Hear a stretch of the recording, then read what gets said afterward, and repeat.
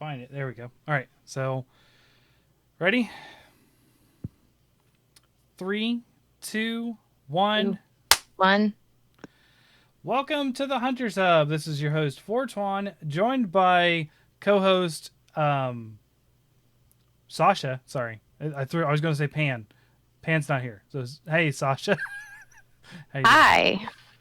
I'm doing pretty well. How are you? Good. I screwed up myself on the intro there, but I think we'll be fine. And then filling in for Pan because she's out sick tonight is my brother Chance. How you doing? You can refer to me as Chan. It's fine. Fantastic.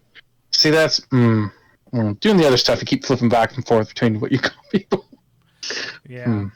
Yeah, he knows me better as Cham, so that might probably happen a lot when we're talking. But yeah, and Sasha might know me more as Fort. I don't know, or as Cham. I don't. It's gonna be weird tonight. This is the first time Chance has been on the main show. If you guys listen to the Magic show that we do, that is set reviews, Chance is my co-host for that, along with our good friend Matt. So if you haven't seen him before, here he is. Been on the main show, but it was pre-Rise. Right. That was true. Yes, we did talk about that Star Wars movie, that one episode. Which one? That was the last one, wasn't it? It was episode 12 or 9, whatever. Oh, I have no idea. We were just talking about. I remember talking about Actisol being like a phoenix, and speculation, I guess, at that point. Might have had you on another episode or so. Maybe. It's hard to remember. So tonight we're going to be talking about some licensed games that we would like to see. I thought we'd be... One of the ideas I had is like talk about our favorite licensed games, but kind of evolved into like what would we actually like to see, because it, like favorite licensed games could be a discussion too, but I don't know, just the conversation that Chance and I had about what we should talk about kind of evolved more into like, well, what would we look forward to that would come from a licensed property, and some of these are going to be pretty easy to see coming because there's a lot of popular ones that already have games, but we might still be within those properties, like for instance like Star Wars. I know I have a Star Wars game on mine. There's all sorts of Star Wars games, but maybe we just want to see it represented better or something like that. And actually I gotta pull up the Discord, put in the link still. So I know it was a short notice because we had a little problem finding a topic today, but somehow you managed to still get 10, Sasha. I don't know how you did that. I told you I cheated, kind of. So yeah. I sat in front of my bookshelf and I gazed at all of my books and what type of nerdy shit would I really like to see in a video game. And I kind of made a list with, on the left side was a column of what I want to see in a video game, and on the right it was in what style of video game I would like to see that license. Okay. Yes. Yeah, that's kind of close to what I did. I basically on the left said the IP, and on the right, a short description of what I would like to see. It's way more structured than what I did. I just had very specific line items. That was it. So we're gonna do 5 apiece, but if you have to talk about more of them, Sasha, we certainly can. I don't think we're gonna be strapped for time today. Yeah, I mean, if we have time, or if they can just be honorable mentions. Sure. Yeah. Okay. Yeah, I struggled with the 5. So just to kick it off, Chance, how about you start us out tonight? What is your first licensed game that you would like to see? There's been plenty of Star Wars games, but I really want to see something kind of more in the line of Diablo-style ARPG for Star Wars, because we've had Diablo 2, and we've played Grim Dawn and all those other things, and Star Wars has such a big universe that a very large ARPG with a set story, but the opportunity to do something there's been some games, even I remember a Game Boy game that touched on some variety of like force powers, playing as Luke and running from Tauntauns. Yeah. But there just feels like there's a lot of unexplored area with like a huge, massive skill tree based on choosing, bounty hunter. And there's games that I feel like scrape the surface with a lot of that. And I'd really appreciate, the immersive, you can play 1,000 hours in this kind of game style with that, where there's a lot more to do.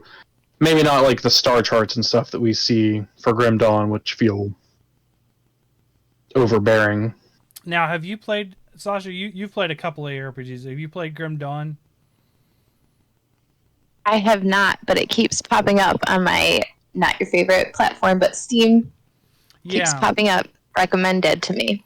Yeah, it's got a pretty intense passive system where you like devote yourself to the gods and put like for every point like in a constellation, just to explain a little bit to you and the audience. And you get these, it's like a separate level. Like every time you level up, you get points in a skill tree. That's pretty normal. You do that in Diablo, or Diablo 3. You get another rune essentially, or something like that. Grim Dawn, you get like those, but then you have to go do these specific, like pray at this altar or do a challenge at this altar, and you get a little point that's like separate, and that's like a whole different passive thing. It's like, hey, you can get like % extra lightning damage, or you can get like resistance to bleeding, and like all this crazy passive stuff that you can do. But it's rather complex because you're basically looking up the night sky and there's all these constellations, and you're like, which one do I pick for my build? And yeah, you only can pick so many. So, but yeah, there would be a lot in Star Wars, especially the Force especially even just using the movies now, let alone some of the stuff they've expanded in other games. Yeah, it just seems like a neat thing that we just don't have definitely a polished version at all of, because we've been playing Diablo 3 for, what did you say, 9 years now? Yes. And we picked it up pretty hard the past 2 weeks. So there's just, it feels like I would really desire, and it's something else to really dig into that's like done well and polished well, because I think that's just an issue of ARPGs in general, is, a kind of contender for this was Wolcen, but it was kind of a mess when it first came out, and it was bearable at the time. Like it was not. Up until they had passives, like Keystone passives, like you're working to this as your most powerful thing, that just didn't function. Yeah, that's but I unlocked one of them. Yeah, it was like your whole build was like, I'm gonna build this whole thing around this thing right here that I'm gonna put my points into, and it turns out there was a bug that it just plain didn't work, and we're like, what's going on? It's like you spend magic power to get Wrath, which is like combat power, and it kind of pushes and pulls back and forth, and you can just be someone who's completely devoted to using attack skills and magic skills instead of doing the normal gig of magic basic attacks generate magic power and physical basic attacks generate the Wrath. Mm-hmm. So you can just like only be using skills and try to like yo-yo back and forth. And then, patch notes, this doesn't work. Yeah, I didn't feel like I was doing any damage. That's nice. Yeah, nice to confirm that it was entirely broken. Yeah. But yeah, like a big system where you can kind of choose stuff, and maybe there's not a huge need to like choose a class or something. There is sprinkling of the idea that almost anyone can be force attuned. So maybe you start as a bounty hunter and end up deciding that you want to force choke people because you're just that kind of an angry person.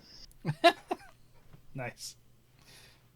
Man, could you imagine if Boba Fett had bounty hunt like force abilities? He'd actually be useful.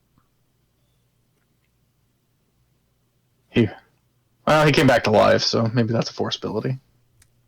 Yeah. Alrighty. So Star Wars ARPG. So Sasha, what's first on your docket?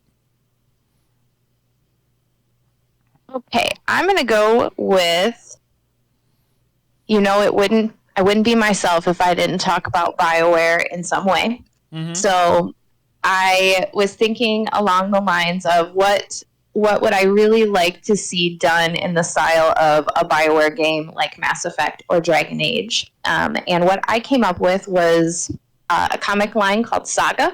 Mm-hmm. It's done by Image Comics, and it's one of my favorite comic lines. It was published starting in 2012, and it is actually still published right now, but I have not caught up. And it is kind of thinking like Star Wars meets Romeo and Juliet meets like Game of Thrones. It's very political in space, and it's like these two races are star-crossed, and they have a baby against all nature, and it causes this major galactic war. So it has all the ringings of a Bioware game and all the politicking and talking and choosing a faction, and you can be. I think I could see them going down the route of like the Paragon Renegade system that's in Mass Effect, as well as the party management system in Dragon Age of making choices that might piss your party members off and they don't want to stay with you any longer. Oh, okay. So, yeah. So I envision this very political, heavy, dramatic party RPG game where you can pick to be kind of like a soldier type character, but it would be probably like Han Solo, like a space bounty hunter.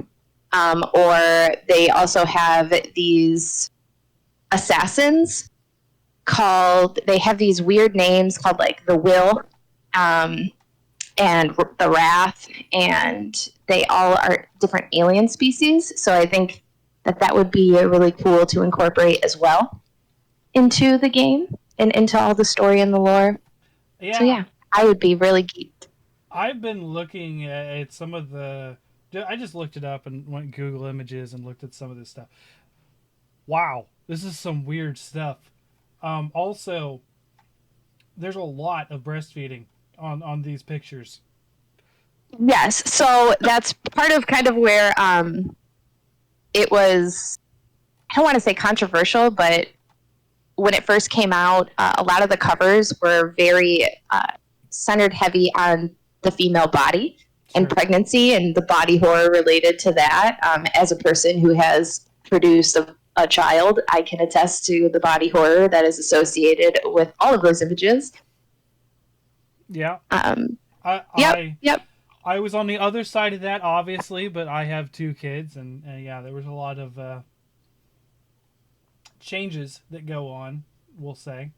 Yeah, and I would love to see the art style actually done similarly to how it's done in the comics. So Fiona Staples is the artist. She does this really beautiful, like bubbly, almost like pop art kind of stuff, and the type of content that she's drawing juxtaposed to the art style makes it very interesting to me.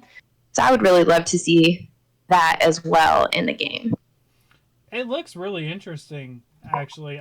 The only thing I found that I was just like, ew, there's like these spider people that popped up on the image feed. They have like 6 eyes, and apparently they have like a spear tongue because it was just spearing the dude in the shoulder. I was like, holy cow! So that is rough. So she is one of the assassins, okay. And I can't recommend this series enough for people who like comic books, who like epic space operas, who like drama. Okay. Yeah, so that's my first one. It definitely looks interesting. I might check that out. If they do compilation things, that's normally what I like to do. Is I get like a big book of, like, this is volume like 1 through whatever. I don't really care to get the daily comics because I'll lose them. But yeah, so they have the volumes with the like 1 through 5, 5 through 10, or 6 through 10, and then they also have compendiums now because it's been out for so long. Mm-hmm. Yeah, I'll look into that. That looks kind of cool. But yeah, it's a good suggestion, especially for a Mass Effect game. I could see that working really well because of you don't see a lot of that political intrigue just by an overview look, but I could understand how that would be appealing because that is what Mass Effect is, space opera. So just like Star Wars. So I'm gonna continue in the space thing, and I'm gonna stick with what Sean started out with Star Wars, and mine's really simple. I just want another Rogue Squadron. They haven't done that since like what, the GameCube days was the last one, as far as I remember. I feel like there's one that was more recent than that. I think they just re-released it and it's on Game Pass. They did. I forgot about that. Yeah. So I've heard good things about that, but that sounds, I don't know. I might be wrong on that one. I actually have it. I actually own it on one of the platforms. I never played it, because we did for one of the shows for Bickering Bucks. We did the Jedi Fallen Order, and there was a deal that you got Jedi Fallen Order with the Rogue Squadron game for like $50, and I was like, well, since Jedi Fallen Order is normally $50, I'll just pay the same amount of money and get 2 games. How about that? So that's what I did. So yeah, I forgot about that game, but I remember the Rogue Squadron on N64 very fondly. I have it on GOG, however, it doesn't work well on the PC, and I'm starting to realize that it didn't really work well in general. And I just sort of can't get my head around the controls that well. And it wasn't really that wieldy to begin with because it was an N64. And if you guys remember, the 3-prong nightmare controller that the N64 was. So I can't remember if this game even controlled that well to begin with. So it's just kind of been like, I don't know. Like, I haven't been able to get into it, but yeah, I have heard decent things. I actually watched a review on it. I can't believe I forgot about that. But yeah, I'd like to see another Rogue Squadron, but maybe a little more, I don't know, single player based. I think the new one is very much more multiplayer, online kind of thing. The original Rogue Squadron was very mission heavy. It didn't have a lot of story. It was just like, hey, go out and do this mission. And they were complex and really cool. I remember one of the missions I really liked. You were in some sort of cavernous planet, and you were basically like flying through a bunch of canyons, and you were a Y-wing, a Y-bomber, and you were just trying to bomb Imperial bases hidden in these canyons. And it was really fun because you're like you're such a slower ship than everything else, and you're just trying to find ways to lose them in these canyons and then also bomb them. So I don't know. I'd like to feel that again. Feel like an ace Star Wars pilot again. You might get your wish. You Google Rogue Squadron, they're talking about a movie for 2023. Ooh. That sounds interesting. I hadn't heard about that. Yes. I hadn't either. But it says plot kept under wraps. Centers on the Rebel Alliance Starfire Squadron from the Star Wars film. Director Patty Jenkins. Okay. Hope. So, you might get your wish, because with a movie typically comes a video game. Yeah. That'd be cool. Alrighty. Not always a good one. So what's the second one for you, Chance? I'm going to go to a game that we actually played. We played Lord of the Rings, War in the North. Mm-hmm. And I'm specifically calling this out as I just want them to do it again, do it better, like a lot better. That's true. It was some serious. On computer is actually Cham, myself, and our father actually played with us, which is kind of a funny thing for a game to be like a 3-player being the optimum. Yeah, but it was like it was cool, but I think they kind of lost themselves and like, oh, we've got these graphics now that they can really kind of show some stuff off.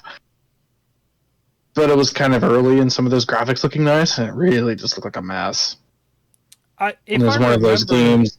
You were also Diet Gimli, Diet Aragorn, and Diet Legolas, if I remember correctly. Oh, yeah, you're just like random people, and you're definitely felt like I'm a dwarf with an axe, but who are you? Not Gimli. That's who I Some am. guy.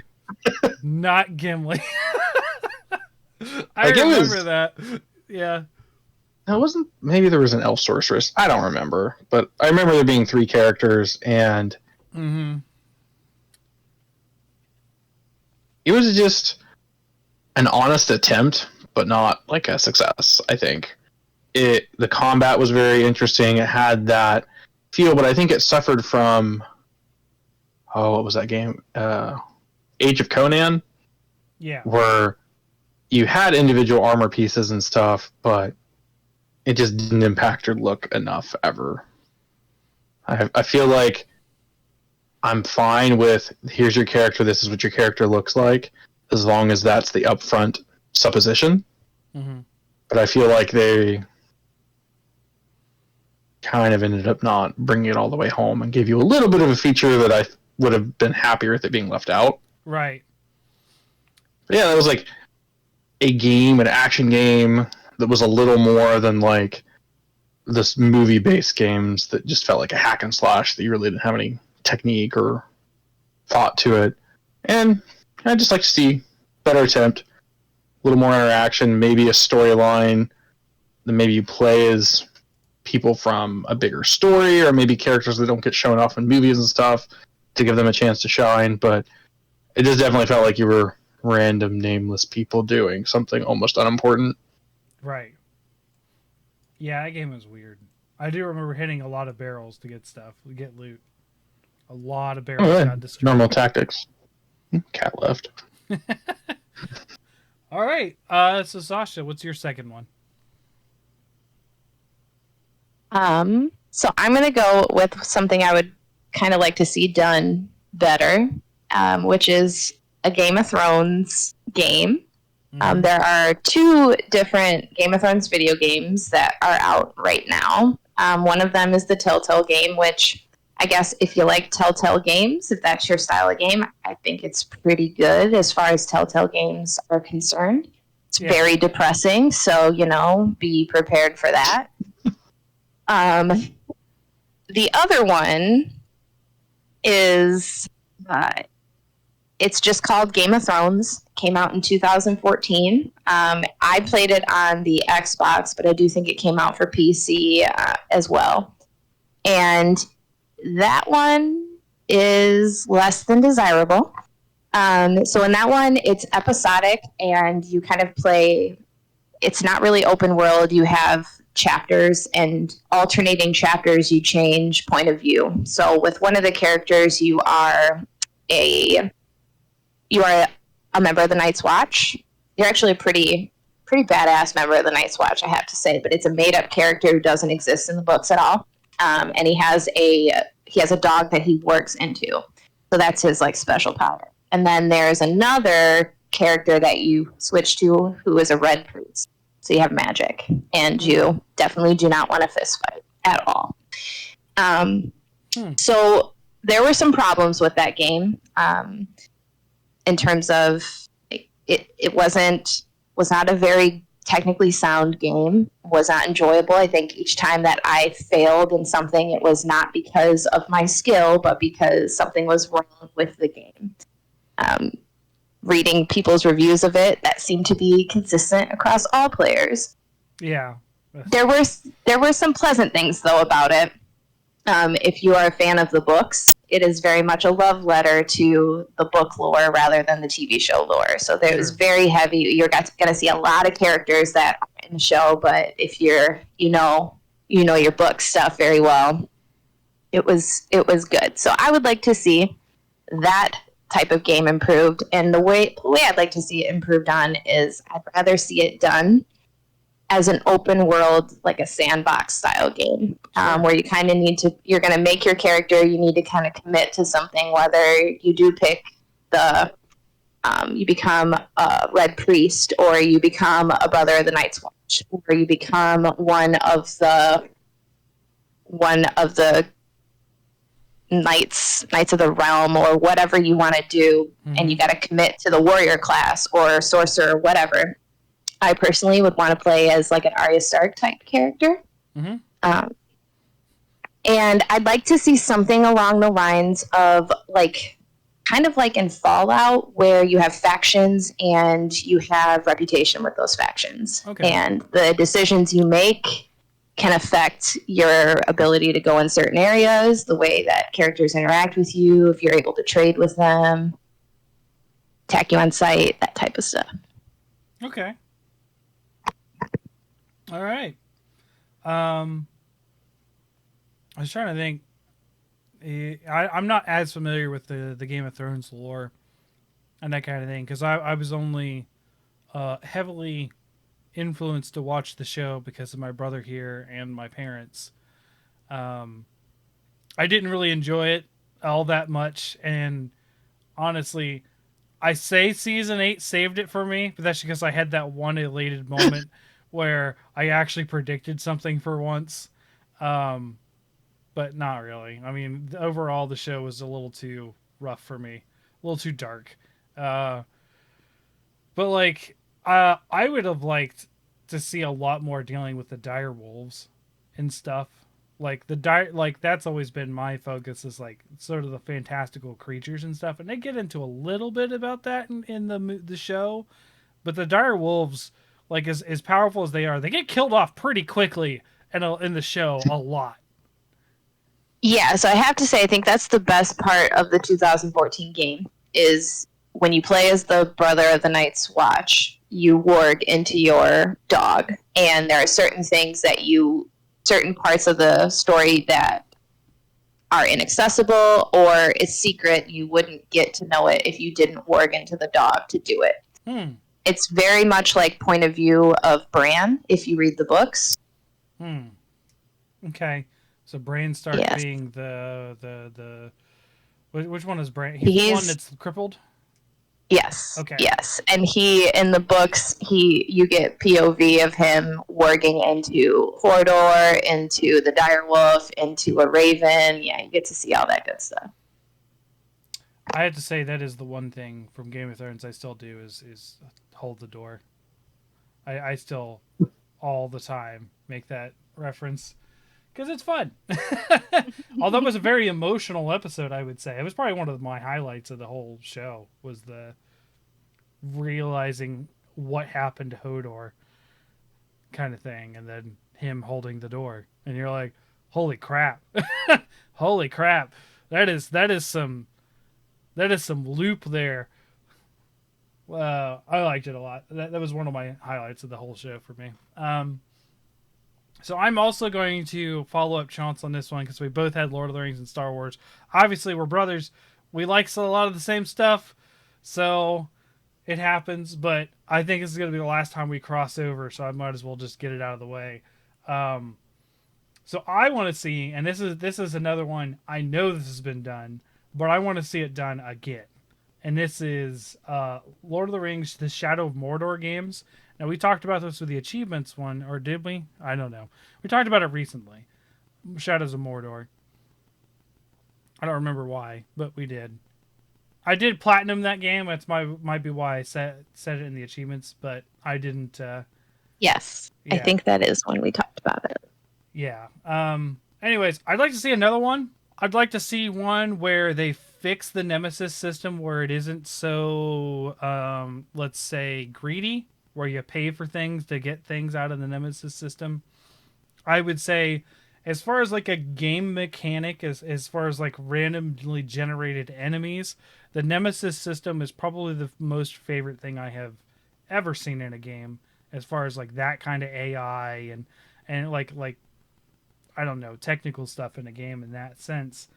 Because having like these unique, everyone feels unique, even though it is just a certain like 15 or so traits that are swapped between them. They all feel unique. They all have these really cool names. They feel like real orcs. Like this could definitely be an orc. Like this definitely feels like some sort of like fantasy brutish humanoid. The names they give them and stuff. And I would like to see another Shadow of Mordor where they aren't so greedy on the Nemesis system, and you actually had to pay for some of the parts of the mechanic, which was dumb.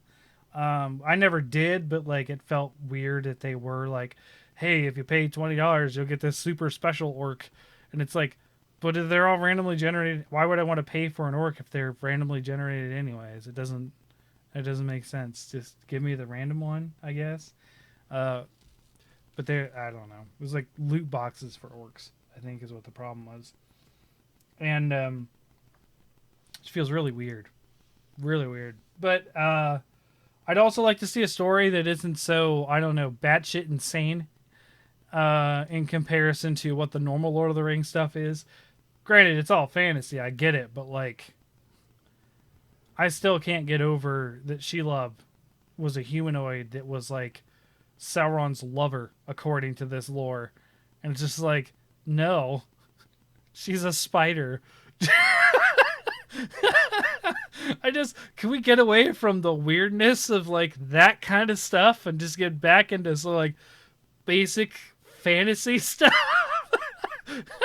I have some news about Saga if you plan on reading that and the Spider Woman. Okay. I will be prepared, I guess. We'll see.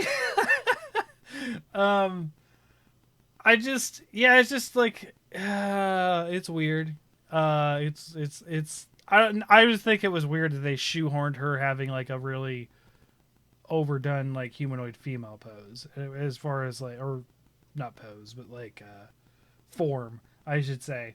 And it's just like, no, she just was a spider. I've listened to the books. I've seen the movies multiple times. There's nothing about Shelob that made her more important than that crazy thing that lives in Mordor that kind of, you shouldn't go that way into Mordor. You'll just get killed. So, I don't know. But I think Lord of the Rings is a worthy series to keep dipping into, just like Star Wars for a game.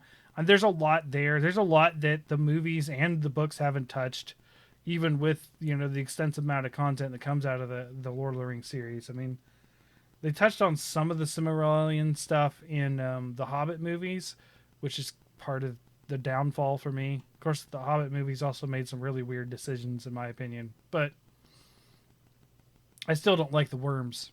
The stupid orc cavalry on giant worms, and then get to the battle and the worms just go away. Like, why wouldn't you just ride the giant worm into battle? Like, that doesn't make any sense. It got you here. It's not like a worm taxi. Well, I don't know. But yeah, I'd like to see another Shadow of Mordor game. I don't know if we're going to get any more. But I haven't heard anything about it anymore. But I'd like to see it. I'd like to play more in that series. And even though Shadow of War wasn't as good as Mordor, still good. I still played it. I didn't complete that one, though. I did not platinum that one.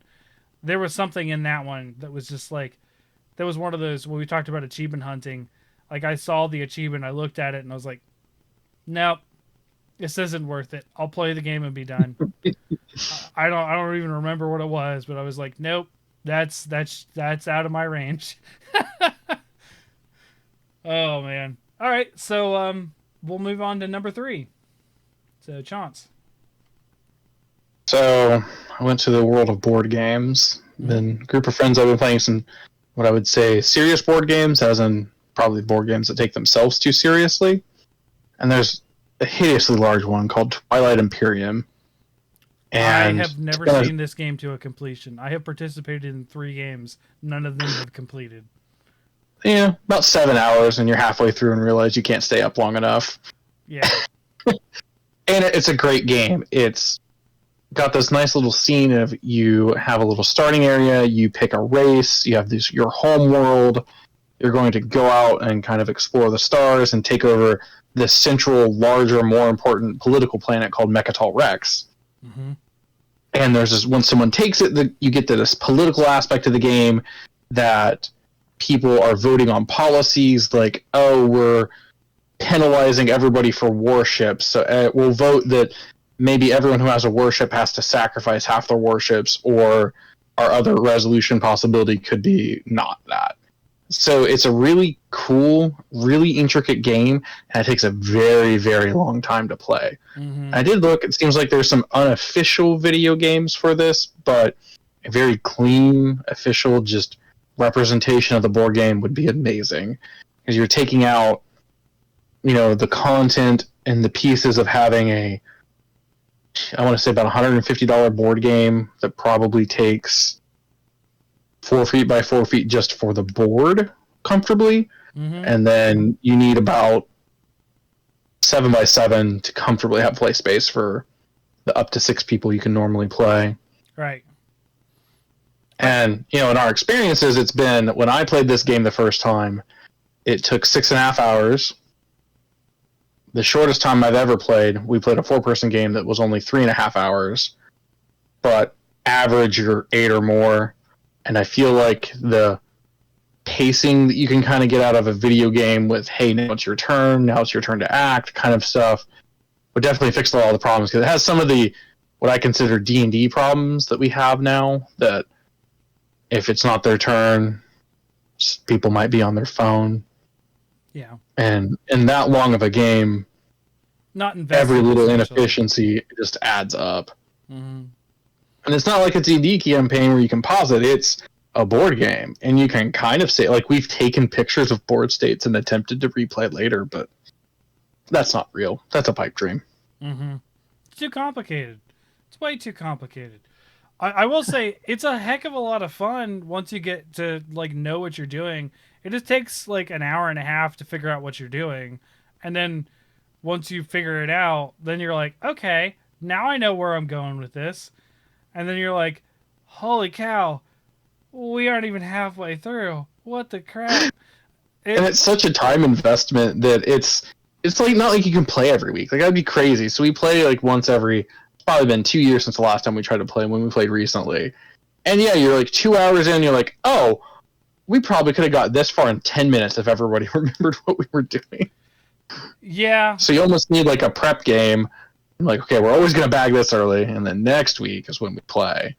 And I just feel like even something like Tabletop Simulator version would help a lot, because it's a really great, neat experience. There's all this nice little lore and stuff that come with all of your, because when you choose a race, you actually get your own play card for that, and on the back it gives you a whole spiel about who you are. Like this last time, I chose sultry Nagas accidentally, space snake people that were, and you give personality traits, and the personality trait was seductive, which is really odd considering they were a warring race that had a lot of benefits for that. And I did not want to wreak havoc, because a single combat encounter can take up to an hour if dice keep tying or keep getting, because you're basically looking to roll high enough of a number to deal damage based on how good the ship is. And there's opportunity that you just stare at each other with 2 basic ships and roll. We had a 5-minute bout, I think, for 2 versus 1. We need to roll an 8 or better on a 10-sided die. And hey, I never lost Megatal Rex. I stayed there.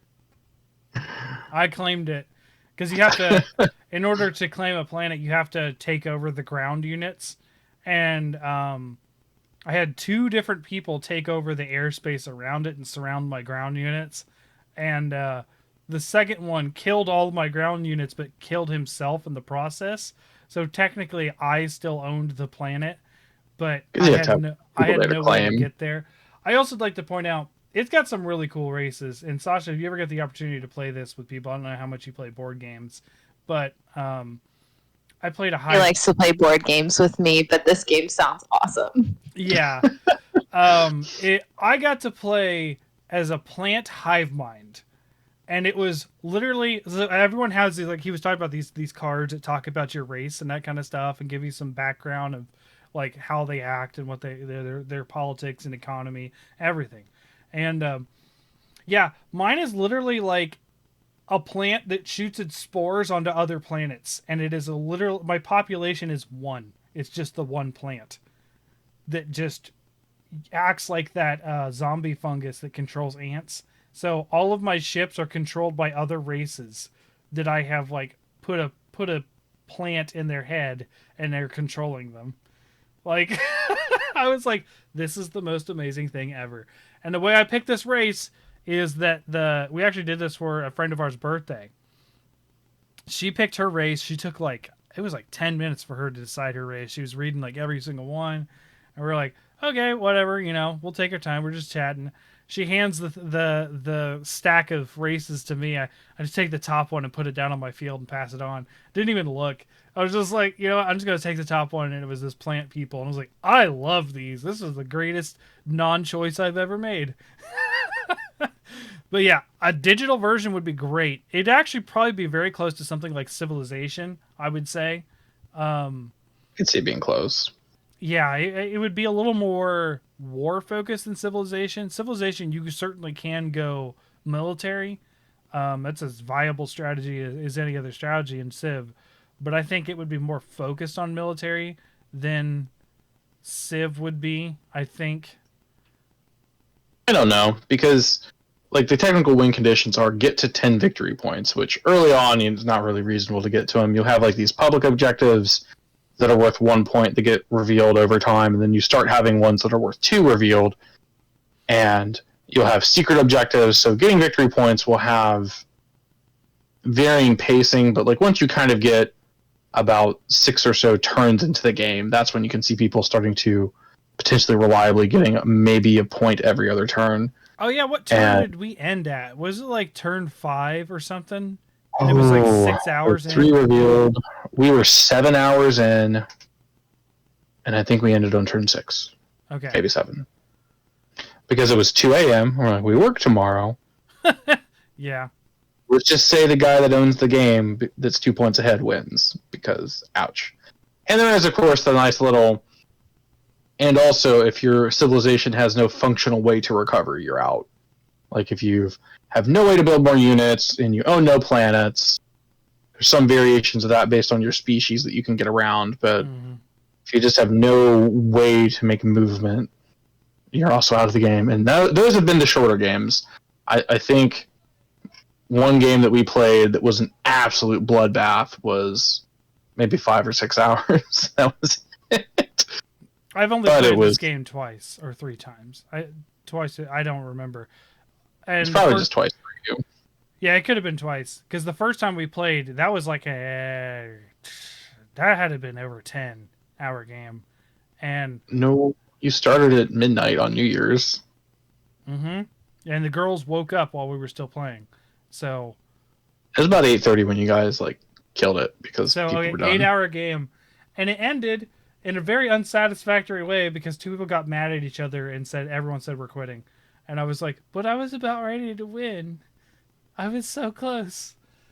Oh, man. That was a bad decision. It was a very, very tired drive for the kids going back. Oh, gosh, yes. Yeah, pulling an all-nighter and then driving 2.5 hours one way.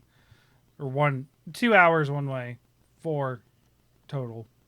I don't know why I said 2.5. I meant to say 1.5, I guess. I don't know. Anyways, yeah, so that's number 3. Mechatel Rex Simulator. So number 3 for you, Sasha. All right. So I am gonna pick another comic book. Mm-hmm. This one is called Manifest Destiny, and it came out. It is also an Image comic. It published in 2014, ran for about 45 issues, and it is about. Oh, actually, no, it's still going. It is about Lewis and Clark, and they are exploring the Louisiana Purchase and going all the way to California. They are led by Sacagawea, but everything it's very supernatural. There's a bunch of weird things that they find. There's actually a plant hive mind virus thing that is one of the first things that they encounter. The enemies are called Flora. It's pretty cool. There's just a lot of think anything supernatural or I don't know, like Bigfoot and Sasquatch, Minotaurs, all of that stuff they exist. And they're just wild animals instead of normal bears and moose and things. So I'd like to see that in the style of Red Dead Redemption. There's a buffalo centaur wielding two swords on the cover of one of these things, Chance. Yeah, I'm looking at this. Wow. Yeah. Yeah. Okay. Yeah, so it's these are really fun comics. I stopped reading them after probably about a year because I don't know what happened, probably grad school. But Sacagawea is this like she's a warrior tracker, like she's very badass. They would not be making it through there without her, whatsoever. Yeah. And yeah, so that I think that's probably like my very favorite part of it. To see she's this tiny like little gal, but she is the reason that they are surviving. And in typical fashion, you know, they act like normal colonizers, just fist down, chin presented, running into the danger, and she has to constantly remind them of the unknown. Yeah. Yes. But I'd really like to see this kind of like Red Dead Redemption, like open world. I'd love to see the hunting challenges, skinning, all of it. I would love that. Yeah, I could see this as sort of like The Witcher as well. Not like The Witcher in the fact that like you're specifically out there to hunt the monsters, but like The Witcher does have like all these side quests. It's like, hey, there's this crazy thing out in the woods. Go find out what it is. Like I Yeah, I would love that. Or, you know, you find like strangers out there that is this a ghost? Is this a person who is going to trap me for this weird, crazy, supernatural thing? Or is this person genuinely in trouble and needs your help? Interesting. I like this sort of like alternate history take too. That's kind of cool too. Man. That is 2 comics I'm probably looking into. Glad to fill up your reading list. Well, I haven't read very many comics, personally. I mean, the only one I got really into, and I made the mistake of my ex, letting my ex borrow the first half of them, was the Scooby-Doo Apocalypse I talked about. And, yeah, I'm never getting those back. But,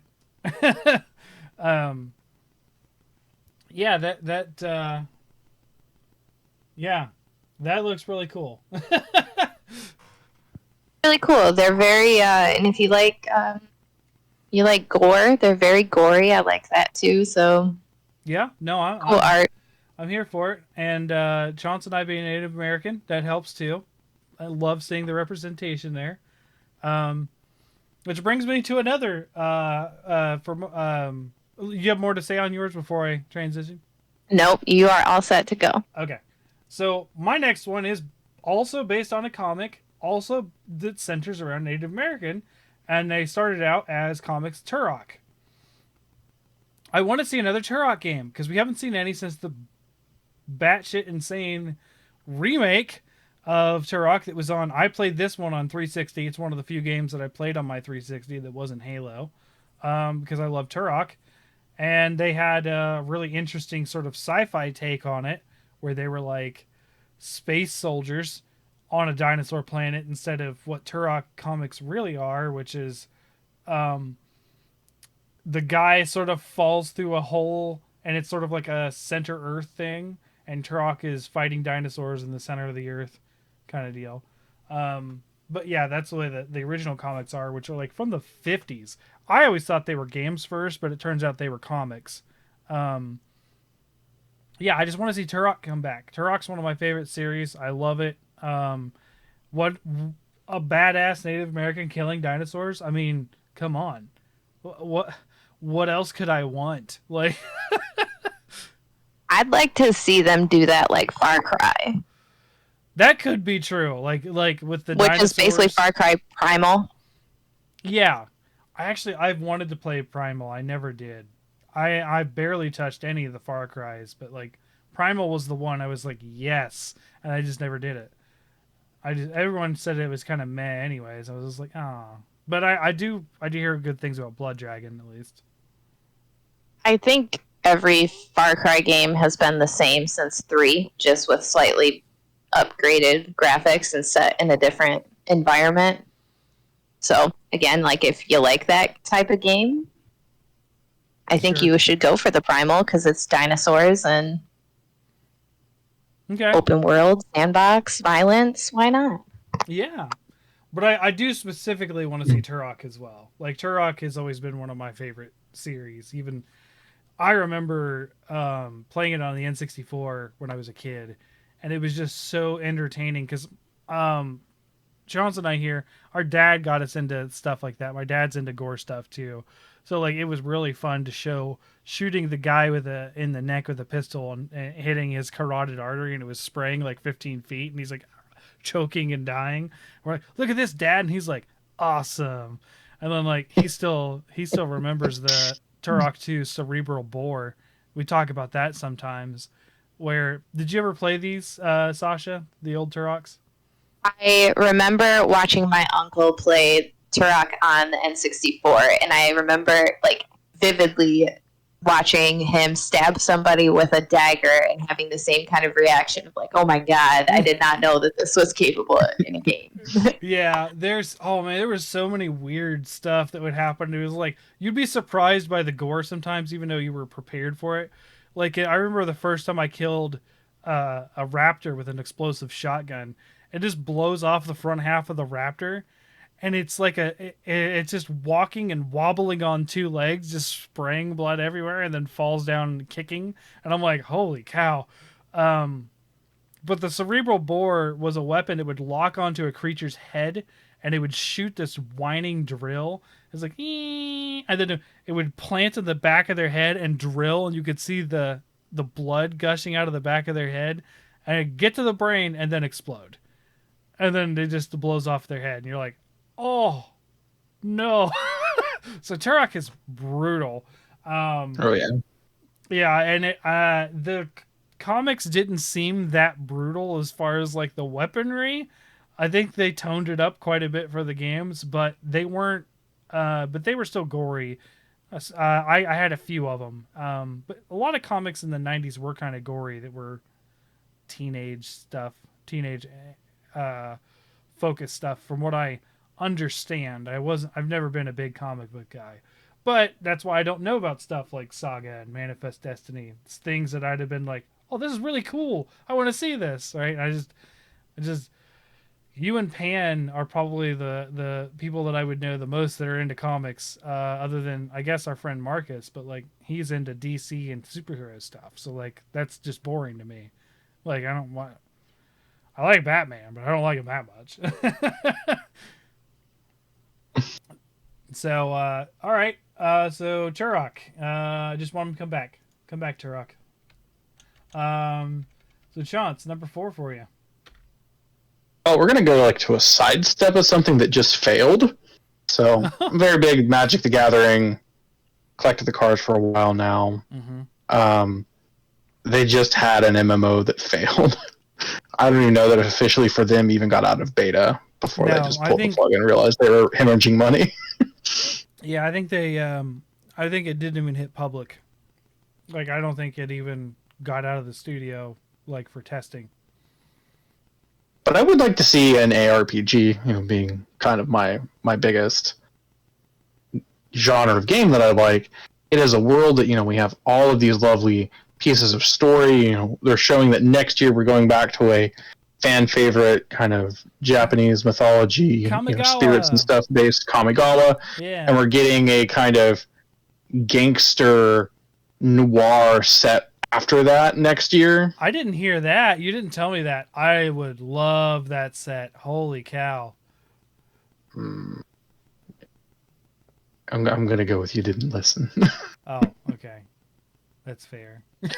But yeah, it's like there's all of these things, and even if you kind of had to put that hat on of you are a planeswalker, you can go between the different worlds, because that's basically their justification for anyone that can move between worlds is known as a planeswalker unless they have assistance. Mm-hmm. And it's kind of funny with the recent crossover with D&D, that having the D&D set, they kind of made this weird distinction of some of the things they think of as gods in the traditional sense are planeswalkers and some aren't. But okay, maybe you just have to say a god that can planeswalk has to be a planeswalker, but they didn't do that. I think they functionally made some decisions. Cat. Yes. That were more about gameplay than like, would this be cool for the story? But there's a lot of opportunity. There's in the game of Magic itself, it's bound by the 5 colors, and a lot of times there's a unique personality that comes up by mixing of the colors. It really only kind of gets muddied if you have 4 instead of all 5, because then it's just which personality trait you don't have versus you do have. Yeah, and it becomes like a pile of the good cards in those colors when you like functionally play. Mm-hmm. But there's this neat opportunity that you could really focus into a color, and that could kind of be your skill trees. Like, make a skill tree for each color. Then, if you take some of the defensive stuff in white, maybe it has abilities that unlock. If you're also in red, maybe your healing stuff also blasts back damage at people nearby. Whereas maybe a black aspect of that would be draining life when you heal yourself instead. So it'd probably be really complicated, but for listeners and Sasha, if you're not big into Magic, the colors actually have personalities and styles associated with them. So white is like healing and defense and that kind of stuff. Red is aggression and fire and attack. Passion. Green is more about like nature and healing. Growth and nurturing. Growth. You get black, which is about death. Dealing with paying, like blood price. The blood price. There you go. I think greatness at any cost is probably one of the best ways to put black in perspective. Right, and blue is normally centered around intelligence and knowledge and cunning and yeah. And there's enough of the game now that you can really put some even more focused thoughts on what we think combinations of the colors are. Like we have sets that focus on the sets of 3 colors, and we kind of have this idea that if you have red, white, and blue together, which usually gets called America, but now they've called it Jeskai the last 8 or so years, that it's very almost like a monastic tradition. It was a monastery that was led by a high monk at some point, and it's about discipline and even potentially enduring pain to gain enlightenment is kind of how they have the red aspect can kind of come in through that, attention to detail. And, you do need to have fury because what is the phrasing? You're not peaceful if you're not dangerous. You're just useless or something like that. So, yeah, I think there's a lot of opportunity to just give you 5 skill trees and have other abilities change or toggle based on where you've spent other points. And that's something I could definitely see. And you don't just have, like, for people unfamiliar with the game, being a planeswalker doesn't automatically make you feel like a mage. Everyone has magic, but a big example of not feeling like a mage is the character that I hate, that I'm so happy died in the story, Gideon.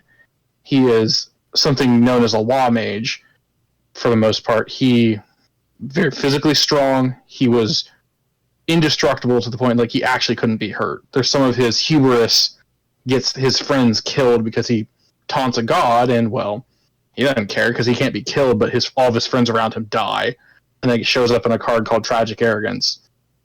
And he fights with like some whips and stuff and does a lot of like binding and controlling things. And another side of that too is we have Chandra, who's a traditional fire mage that for the most part doesn't seem very physically impressive, but has taken the crown of actually burning some of the biggest bad things in Magic's history, just burning them out of existence. I would describe her as what's his name in Full Metal Alchemist? Mustang, Colonel Mustang. Oh, the guy that clicks and kills. Clicks and burns lust to death. I'm not a big anime fan usually, but that's one that stuck with me is Full Metal. Did you ever? Yeah, and there's. I don't know, Sasha. Are you an anime fan? Not really. It's not Okay. that I don't dislike it. It's just not something I've ever sat down and tried to get into. Although the Castlevania series on Netflix is very good. Yes. Yeah, I agree. That's true. Yeah. Okay, because Pan But yeah, is and, you know, Pan's a big anime fan. She'll recommend them all the time. there's also a few other things. Like there's a big guy who was a big part of the story, Garrick, who's more like a physical brute, and he's just summons beasts, and he hunts for sport as seeking enlightenment. Like he had somebody's story of getting cursed for a while and murdering other controlled. planeswalkers. Yeah. But yeah, so it's like you have all this opportunity. You can feel like an archer or something and still have that title, Planeswalker. It just means you can use magic to move between the planes. And I just would really like to see that. You know, maybe some star chart nonsense too, because that seems popular.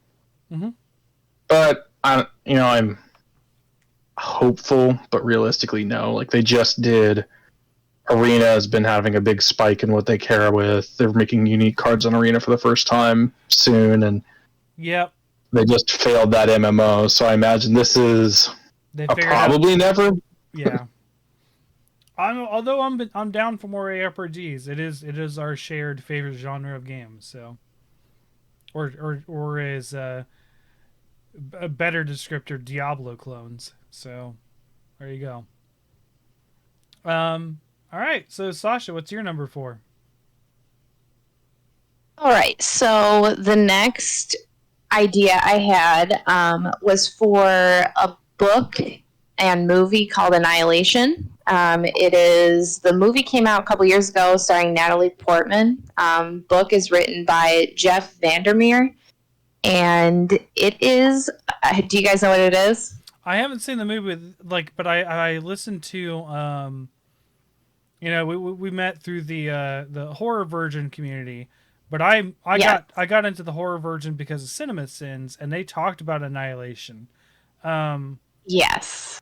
And The movie's got some problems. The is this book one I with, like the a little big Tree bit of better. Life thing that they talk about, and the deer and Yes. Okay, Yes. okay. It's this place called Area X, which Area X to me would be a beautiful setting for a video game. okay. Yeah. So the reason I like the book better is that the book leaves it very unreliable narrator, and you almost can kind of plug yourself in as one of the characters because no one is named. They are referred to as their job titles or their roles. So in the book, there's the biologist, the anthropologist, the psychologist, and the surveyor, which sounds to me like classes in a game, right? Yeah. Yeah. So yeah, so I'm kind of thinking one of two ways would be either like an open world style game exploring kind of like Fallout. Because Fallout is very lore heavy. As much as you explore, you find a lot of different secrets. You've got you might find things to your advantage. The book very much implies that you are not, or the biologist that you're following is not the first or the second or the 10th biologist who has gone through Area X.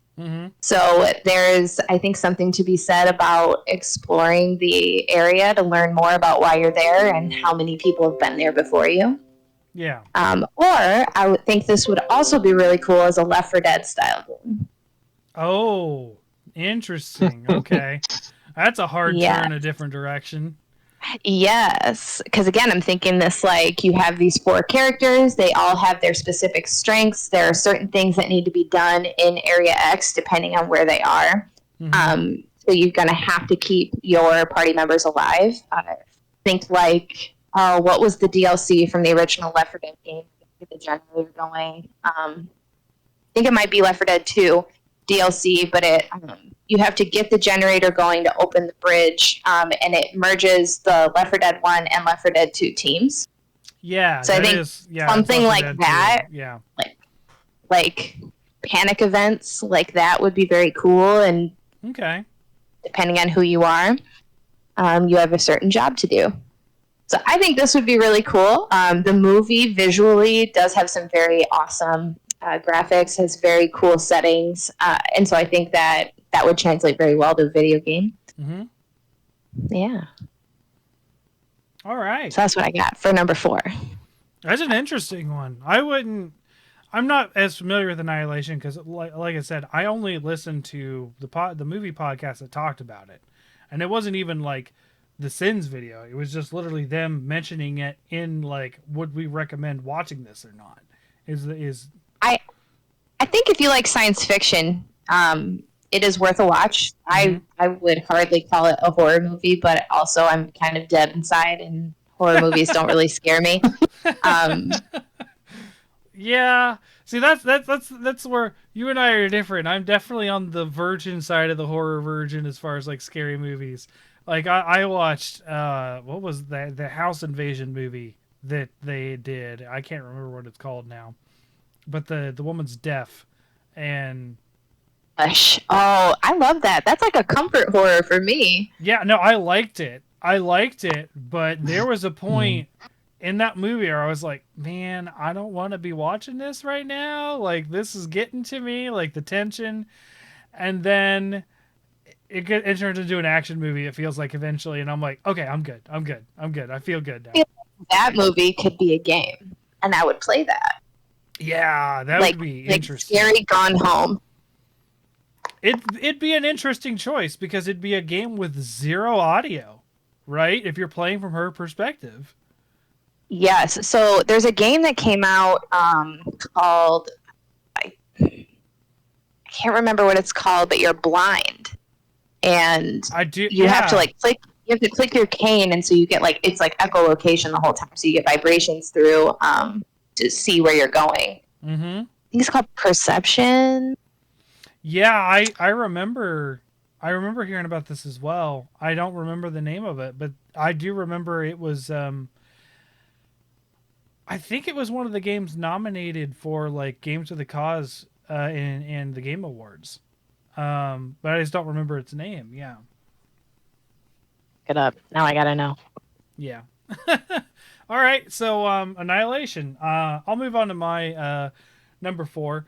And apparently I am still following Chance, but in a different way. So I really got into another card game recently called Flesh and Blood. And it's a collectible card game, just like Magic, the trading card game. So, and it's fairly new. It only debuted in late 2019, so it's almost 2 years old now, or is 2 years old now, something like that. And I've only been just getting into this. I'm thinking about going to like an actual like big tournament and playing here in October and that kind of stuff. Because it really, obviously, we both like card games, but he's a little more into Magic than I am. I have a lot of complaints about Magic on a. I think you complain about the people a lot more than the game itself. That's fair, but it's hard to find people that don't play that way in that game. I think there's literally you and our friend Brian are the people that I enjoy playing with. And that's an attitude thing with them too. There's and also me, it's also obviously I'm not perfect. You know, I get a little competitive, but I don't know. It's exciting to be in ground floor into a collectible card game and kind of like this. It actually I like how it plays and that kind of stuff. And what I would like to see is a digital version of this game because I want to learn how to play it better because it is kind of like it's not hard to learn. I don't think. I think I understand even after just playing one game pretty well the basics. There was a few questions we still had because Johnson and I played against each other with some stuff I got, but there was I want to say in the vein of there was an old Magic the Gathering like tutorial-ish game on the Xbox. It was on Xbox Arcade. And I really liked that. And I would like something that is sort of like how Gwent does it, where there is this sort of like PvE mode. You play like a bot, you'll learn how to play, then you can go play other people if you like. But I would really like this tool that is really more about learning the mechanics of the game, maybe some deck building challenges and that kind of stuff. Like, hey, build a deck that does this kind of thing. Or that, just so you can sort of exercise your skills in a trading card game like that. Whereas,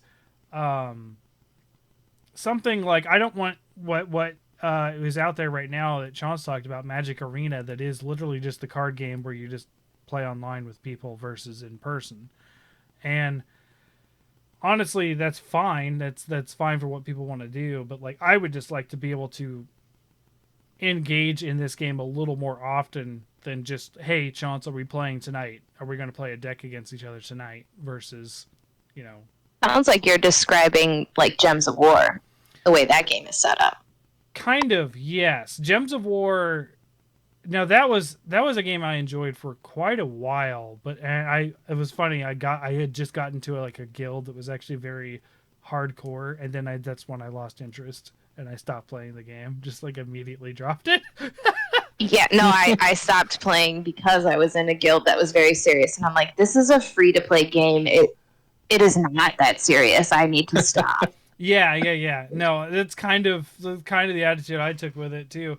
But what I would like is more of a PvE experience to sort of learn the extent of what you can do and that kind of thing. Like, there's a lot to a trading card game, like Magic. Let's say like contestant with like Fab is what it's called, Flesh and Blood.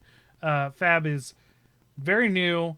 I don't think it's as complicated as Magic in understanding, but maybe in play it's a little on the higher end of complexity, because there's so many things you can do. But like Magic, the problem I have is there's such a large catalog, and I have not been in the game. I've been in and out. Like when I had my kids, I dropped the game almost entirely because I was like, I have to cut something out so I have time to deal with the kids. Like I can't just be, out doing what I want all the time. I got kids to take care of now.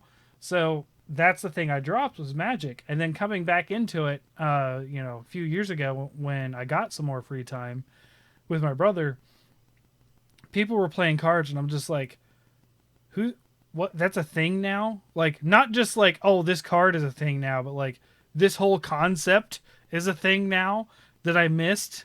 Like, what? And then I missed out on the whole Pirates versus Dinosaurs set.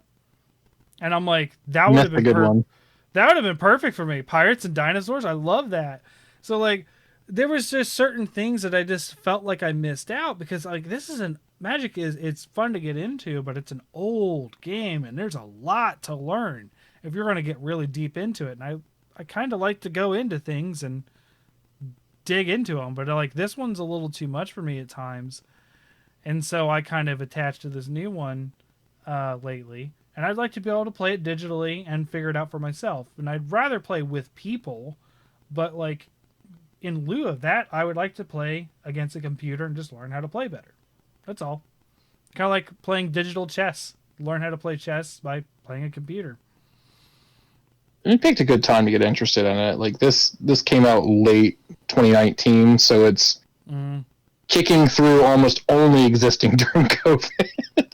Yes. So yeah. Its inception during near COVID times is pretty rough for a game, but yeah. And it does something we've talked about a little bit that I really like. I have to use the word collector when I talk about Magic sometimes because it's what I do also. But I just like this idea of Flesh and Blood that when a set first comes out, you can get like Pokemon Language First Edition and get different versions of cards. Functionally also the same, but you can note that like, oh, the foiling process is different on these early cards versus the later ones. So that part of it I think is a really cool incentive to be involved with something early, though looking at prices, they are charging more, so it's not just a free roll for being involved early. No. Yeah, I'm not paying $1,000 for a booster box. It ain't happening. No. I mean, that's like double-ish from what I saw for the set that's coming out in late September. But I've got a hookup. I've got a local game shop guy that I talk about a lot. He starts selling cards now. And is he going to give me a discount? Probably not, but that's fine. I still buy from him. Because he won't be more expensive. I can guarantee that. So yeah, I'd like to see the Fab TCG to play digitally. But I think it's funny that I'm suggesting this because the whole reason why it's called Flesh and Blood is because they want the game to be played in person, and that's the whole reason why it's called Flesh and Blood, because you play Flesh and Blood. But that's also why I want it to PvE. I want to be able to learn before I go out and into the event that I'm planning on going to in October. It's like, I'm hey, being that way. Maybe it would just be good if they were like, okay, we're going to write a small free-to-play video game that is choose one of these two decks. You're going to play against the other, and it's an AI just explaining its decisions. and that's kind of what that old Xbox game did for Magic. It taught you like what this thing was. I can't remember the name of it, but it was like Duels of the Planeswalkers was the stuff that was around before Arena. yeah. All right, so that's my number 4. So your 5th and final one, Chance. I feel like I cheated because as much as he's been following me, I kind of end up following him with my last one. Been playing a card game recently called Weichwarts, which is really funny because if you don't know what it is, it's a German word for a Japanese card game based off of anime, which is based about what Americans want to see. So anyway, its meaning is like white-black, but the interesting concept is instead of these continuous sets that always interact with each other, each set is basically a different anime show. So people that are familiar with big one on Netflix, 7 Deadly blanking Sins. on it. 7 Deadly Sins is something that came out recently. Reincarnated as a Slime, I know, is something popular between my friends that has a set coming out soon. JoJo's Bizarre Adventure came out. If you're someone who likes Sword Art, there's like 5 of those already. The Fate series has quite a few, because there's quite a few Fate series. But it started like in 2011, and it's current and going a little stronger.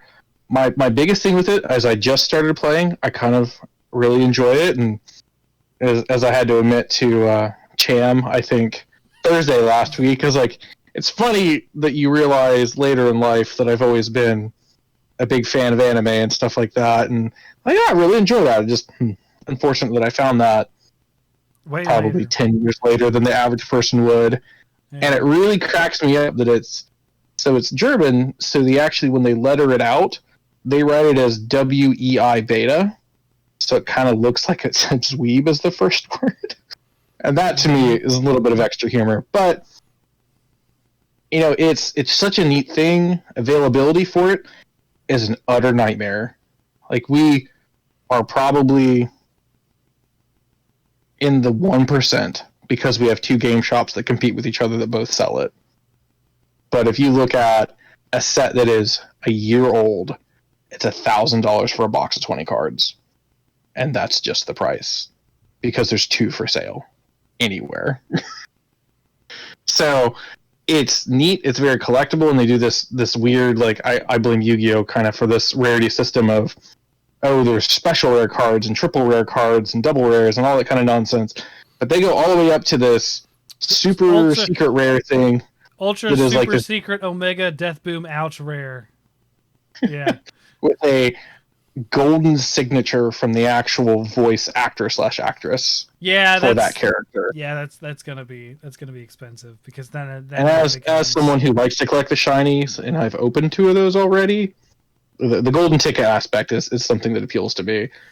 But I say all that to say, I want it to be a video game version because the availability is just a nightmare. Like, if you want to play something like Attack on Titan, your minimum buy-in is $1,000 just to get enough stuff. And you're only playing like 50 card decks. Mm-hmm. And you don't necessarily need to get high rarity stuff. There is some limitation of like, hey, you want some like biggest cards to be able to like win the game in the end. And those tend to have to at least be rare in order to be like the level 3 cards.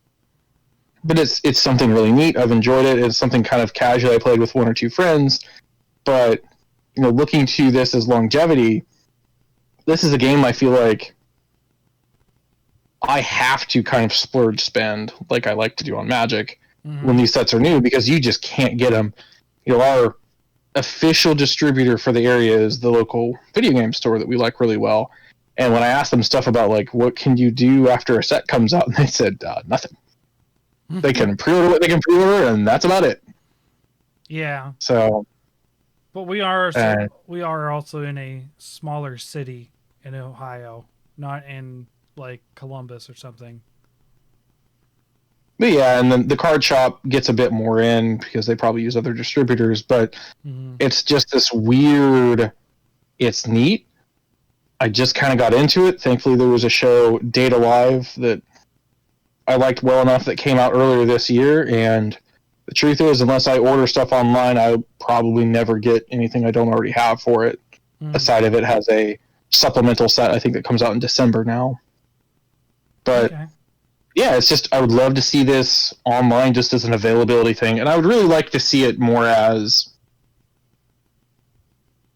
I don't know if it would be cool to, like, here's the base game, and if you want to play with this set of cards, maybe pay your $5 and be done with it, or if it would just be nice to be pay $50, $60, no tournament play comes from this, but you have access to the game to at least play it if you want to play it. Because I'll collect the cards in physical because I like to do that. I like opening cards. I like that searching for the shiny aspect. But, you know, I have other friends that are interested that their follow-through is questionable a lot of the time, but I'm not going to blame them if they want to build a card deck that we might kind of play, and they're staring down the horn of $2,000 to try. Like, it's just rough. No, that's too much of a buy-in for anything. $2,000, no way. Speaking of like which, so we found so the ongoing story with us, Sasha, my brother and I, is I got the PS5, as you can see. It wasn't easy to get. We found one. And it's called Aaron's. I don't know if you have Aaron's. Is there a furniture store? That does sound familiar, but I've not been to one. Okay. It seemed more like a rent-to-own, the pricing they had on stuff. Yeah, that's true. So I went in there because I am looking for a recliner. That's something I want to get as a recliner. And they didn't have one anywhere close to what I would have wanted. So in there, and on their desk they have a PS5, and I'm like, is that for sale? They're like, yeah. And I'm like, I looked at the price tag, $1,577.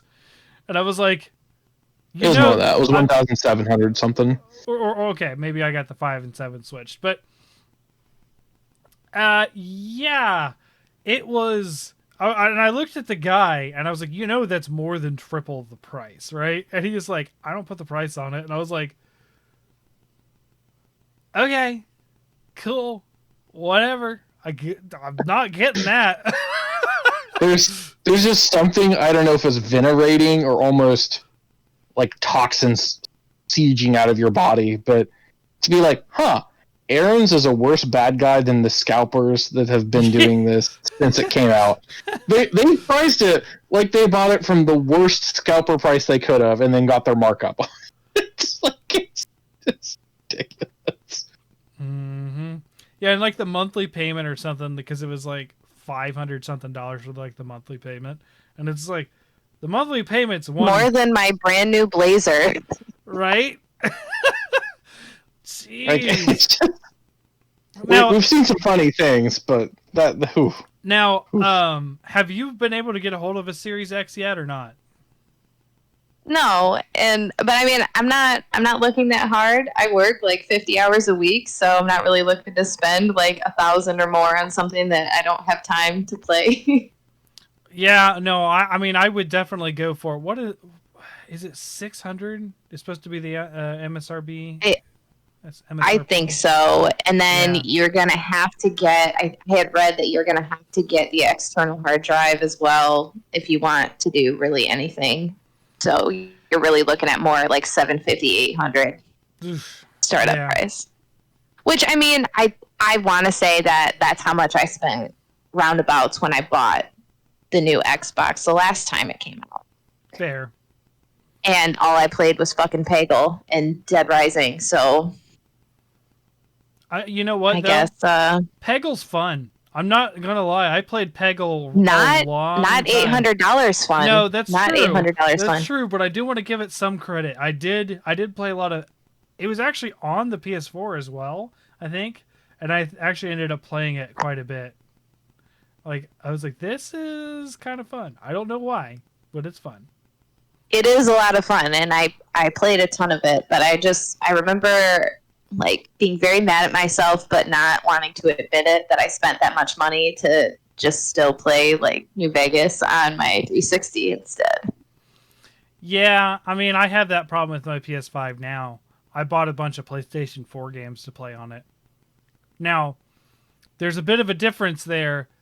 It doesn't have shit load times like the PS4 did. PS4 was terrible for load times. So I'm actually playing a game that I wanted to play before, but I was like, no, I don't want to deal with 10 minutes of load time. But yeah, there's just not a lot on either system right now, anyways. So, but yeah, that was a fun story we ran across this week. Um, so Weiss Schwartz, the digital game, is yours, and then what's your last? Well, your fifth one, because you might have some honorable mentions. Yeah, I mean, we'll see. All right, so Okay. my last one is I was thinking that I would really love to play something that's like Saints Row, but not quite like the gang Sure. genre, but the like cartoonish, very funny, like does not take itself seriously, knows exactly what it is type of game. Mm-hmm. And the way that I would like to play this would be like What We Do in the Shadows or Wellington Paranormal. Oh, now I have not seen the show, but I love the movie. The movie is amazing. It's yes, that's my go-to if I'm having, like you've just had the worst day ever and you just need to belly laugh at something. I love the TV show for that. Yeah. I cannot recommend it enough. Super excited. I think the new season starts next week. So Now, what is that? I'm very on? excited. 'Cause- I watch it on Hulu, but it's on FX. Okay. Yes. So I would love to see. So they also have on HBO Max Wellington Paranormal, which is a spinoff of What We Do in the Shadows, and you're following the police officers Oh no. who. And it's not set in New York like the TV show is. It's set in New Zealand like the movie.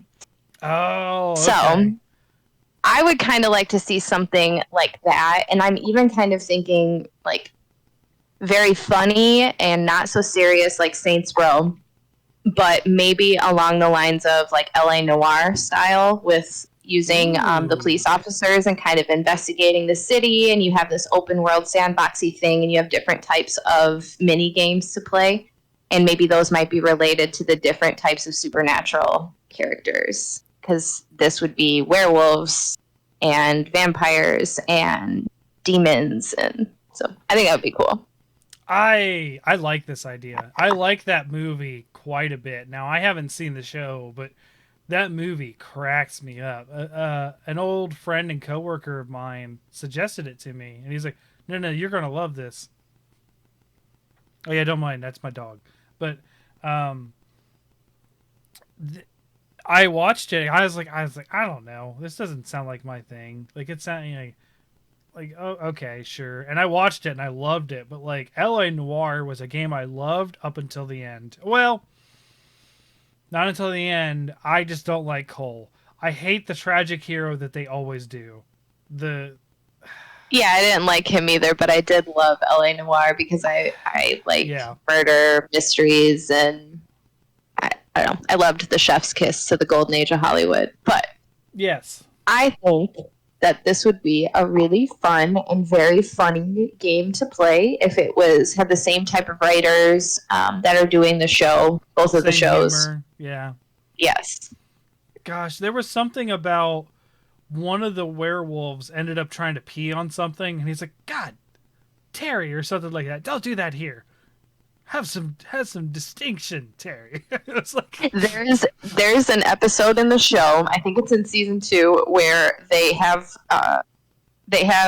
like a street fight with the werewolves, and they bring weapons, and they one of them chooses like just like a dog ball and throws it off of the side of the building, and the werewolf jumps off after it. Oh, that's good. Oh man, that's a good one. I like that. Yeah, I need to watch that. I need to watch that show. We didn't have Hulu until very recently, so I need to watch that.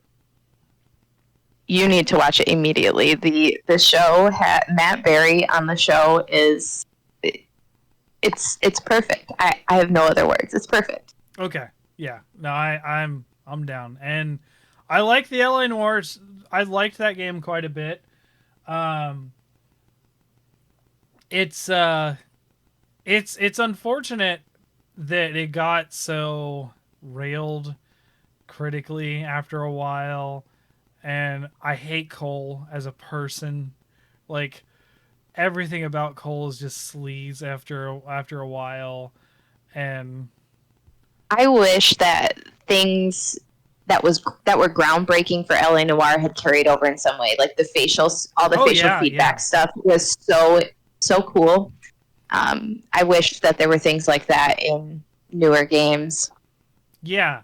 No, the facial stuff, they really heavily advertised that. Unfortunately, people memed the heck out of the bad looking ones, but then again, people have bad looking facial expressions all the time. That wasn't Well, I feel it's people want to pick out the bad stuff to complain instead of focusing on the positives of it. Yeah. And they sunk so much money into the facial technology like that, and then for people to shit on it, of course nobody wants to pick it up and do it again.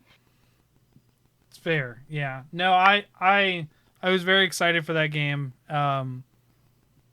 Like I said, the story in Cole not so much, but like the actual gameplay of it, being a detective, like trying to figure out if they're lying, like searching for clues and picking that stuff up. I loved all of that. I liked how it was sort of like you could replay a mission to get a better grade, to get like the correct answer. I always like that too, because they have this idea of the way that like you're supposed to play it, but you could do it wrong too.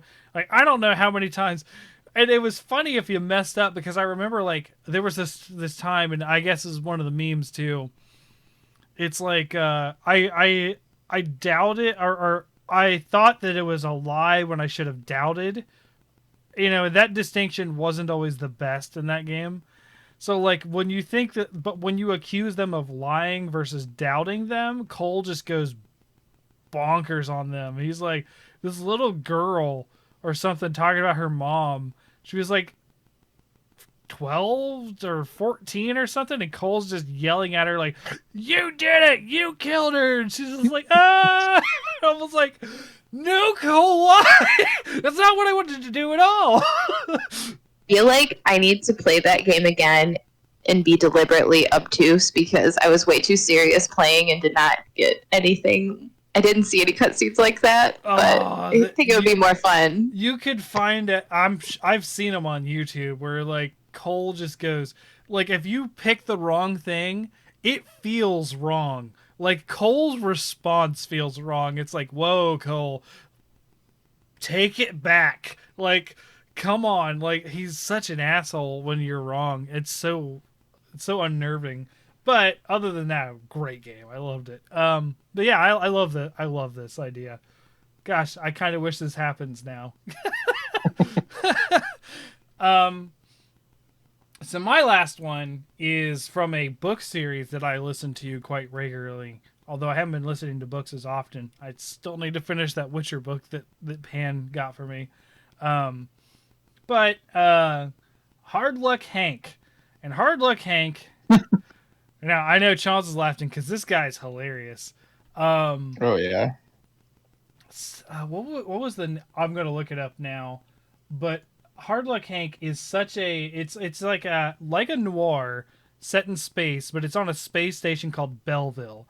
And if you think about like futuristic sci-fi stuff, it's kind of like Star Wars in the fact that like everything's already established as spacefaring. It's not like this is some new sci-fi space station. This is like literally, it feels like someone's old beater space station that they're trying to keep alive. And there's this city called Belleville on the space station, and he's a private detective that works on this space station, and it's narrated in first person from Hank's perspective. And Hank is a mutant. And he is a mutant a la in the ways of Wolverine. He can't take damage to die, right? So he heals. But unlike Wolverine, he doesn't just magically heal back. He heals back with scar tissue. And this scar tissue compounds and compounds until he gets too heavy. So I want... Hard Luck Hank cracks me up. I'm actually going to look up the names of these. Oh, no.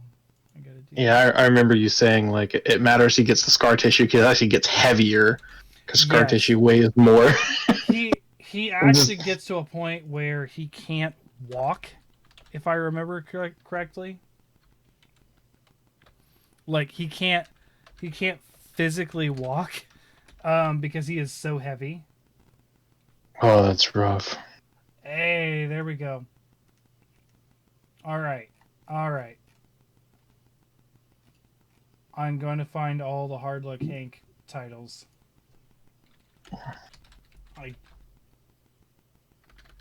But anyway. Sorry. So what style of game are you thinking Hard Luck Hank is going to be? I want this to be a Mass Effect with a little bit more of the dialogue tree focus than the action focus. I know Mass Effect is I do want it to be more of a BioWare game where you do get to do stuff because he is a mercenary. He does end up having to get in fights quite a bit and that kind of stuff. But really, his biggest strength is his way to talk to people and negotiate. He actually calls himself a negotiator instead of a private detective, but he really is a private detective. So this actually would be pretty cool with a Paragon Renegade system. Kind of decide what style of Hank are you. Right, and but Hank himself is a bit of a oddball. So I was going to say just the titles. I'll just read the titles of these books that I've listened to so far, and it'll give you an idea of the way these books go because they are comedic in a lot of ways, but they are also sci-fi fantasy. So Hard Luck Hank, Screw the Galaxy, then Basket Full of Crap, then The Prince of Suck, then Stank Delicious, then Suck My Cosmos, Robot Farts, and then Dumber Than Dead. Is just the names of the books throughout the series. And like Stank Delicious is about when he becomes a professional, like what do they call it? Some sort of professional sports player. Then suddenly this sport comes out of nowhere and he's a professional member of the team.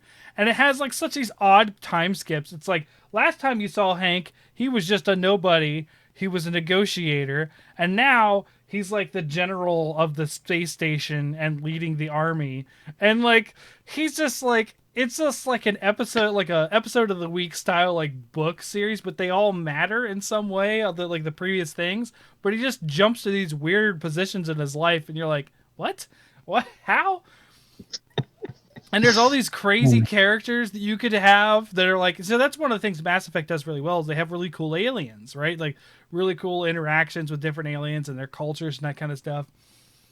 There's an alien that are literally essentially talking. They're not talking.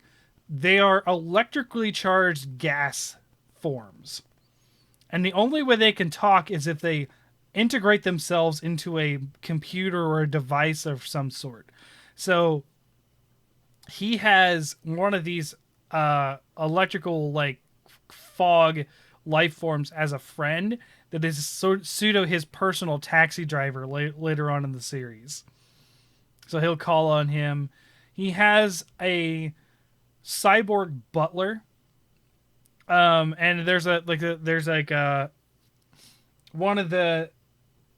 one of the books is dealing with his girlfriend that he's dating as a movie star that is involved in a murder or something. So it's just like a murder mystery episode and his girlfriend somehow involved and he's trying to figure out that and why he's dating a movie star. No one knows because he's just Hard Luck Hank, right? He's just like this idiot on this spaceship that is a mutant. Oh, and when you stepped away, you missed the part about his mutation because he's not Wolverine, but he is, so he heals, right? So he can't really be hurt, but he gets still get hurt. But instead of healing back like a person or like Wolverine, he heals back with extra scar tissue. And so every time he gets hurt, he creates more scar tissue. So he ends up being massive eventually.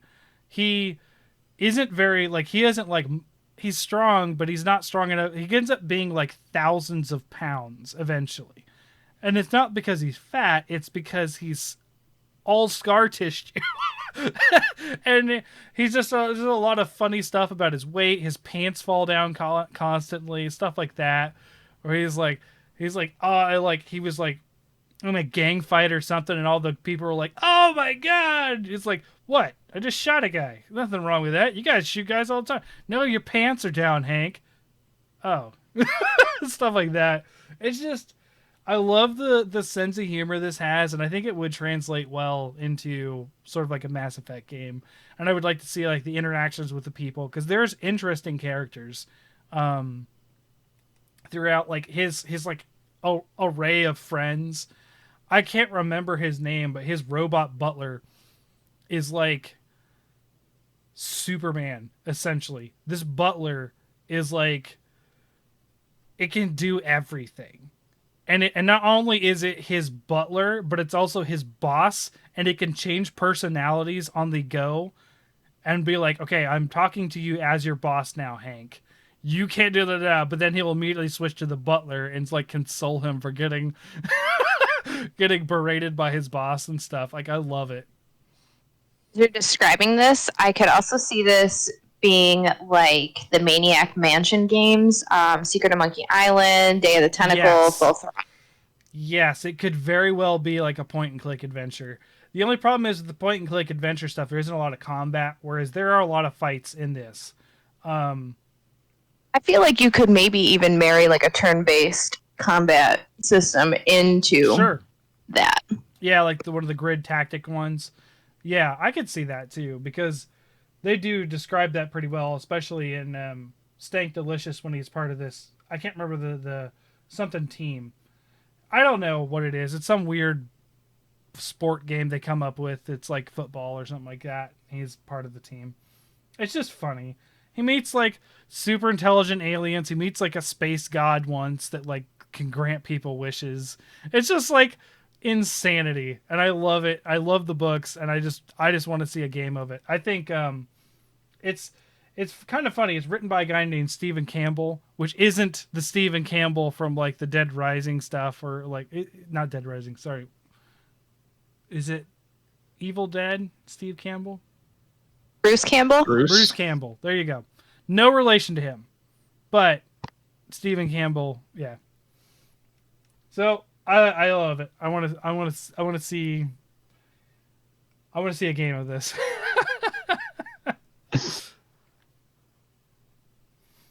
So that is all 15 that we have tonight. But did you have some honorable mentions that you were wanting to talk about, or? I'll go really fast, like no in depth. Just this was what else was on my list. Mm-hmm. I was thinking The Shining in the style of Layers of Fear. Okay. Like Kubrick Shining. Yeah. As well. I was thinking a Hitman style game, but with Elektra or Black Widow. Oh, that's a good one. Yeah.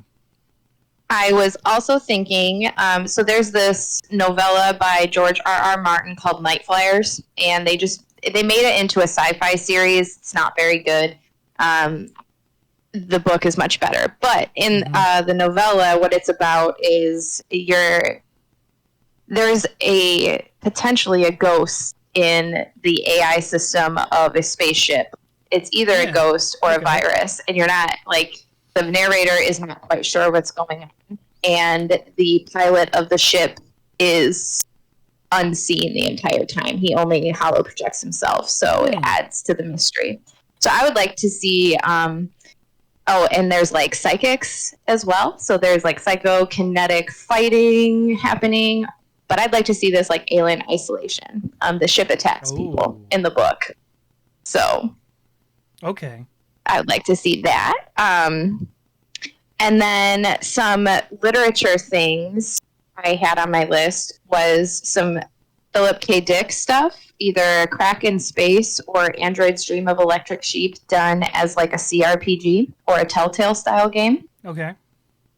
And The Island of Dr. Moreau, done like Myst. Oh, okay. I could see that. I have not seen that Yes. movie, but I've heard a lot of it, and yeah, I could see that. Yes, so that was those were the other things. Okay. The Shining one, I feel like that could easily be made into a horror game for sure. Yeah. So if the second Layers of Fear, there are nods to The Shining in it. Okay. You just have to look real close. Then that's how they jump scare you if you look real close. No, it's not. It's not even. Yeah, it's not. They're not jump scares that are nods to The Shining, but things Yeah. like if you're a cinephile, you would recognize No. the Easter egg. I understand that. I'm just saying, like that's why I don't like to look close at those kind of games, because that's when they try to scare you. So you do like, oh, here's this lull. Nope. I don't do very well with scary stuff sometimes. So I think you can handle Layers of Fear. That one, it's just a walking simulator. It's just a scary walking simulator. okay, maybe. It's like a haunted house at a fair or something. I was thinking about this because like we've been trying to think of episode ideas because it's been kind of slow on the news lately, aside from the Blizzard stuff. Although I did see more news about Blizzard. Supposedly they destroyed evidence and are saying they didn't. And oh boy, but there's not much else to say other than that. It's the lawsuit people said they did that, and they're saying they didn't. So who knows until it's proven. So. But it doesn't look good. But yeah, so in October, I think we should do as like a Halloween, because we've never done a Halloween episode. We never have. We've done episodes in Halloween, but we never like did one about scary games. So I'd like to do a scary game episode, like our favorite scary games or games that scared us or something like that, because I don't have a lot of scary games, but there are games who have scared me. Well, I think we could do like a scary games or scary moments in games, because there are games that are not like explicitly horror games that have scary things happen in them. Sure. I mean, I've played Dead Space. I think that's about the scariest one I've played as far as like. You've played Dead Space, and you're telling me you are too afraid to play Layers of Fear? I didn't say I was too afraid. I said I was wary. Okay, but you played Dead Space? Yeah, no, that's a scary game. Yeah. Yep. I haven't finished Dead Space, but I've played Dead Space.